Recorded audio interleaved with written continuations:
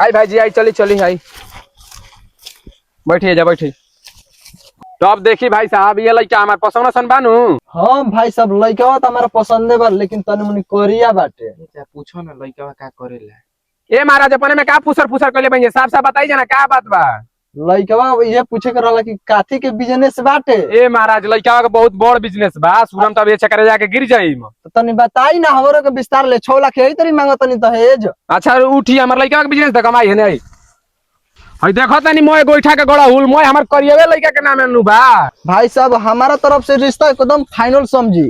हां तो तब बोली कहिया हम आई राउर द्वार पे।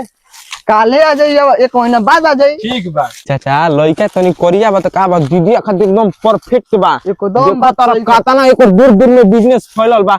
अरे कोरिया बा त का बा दीदी तो करा के तनी क्रीम पाउडर लगा के ओकरो करवा दे। चलो जल्दी चाची ने को बतलावल जाई। रिश्ता की कोटे नहीं खे देबे के ना फाइनल कर लेबे के बा एकदम चलो चलो चलो चाची।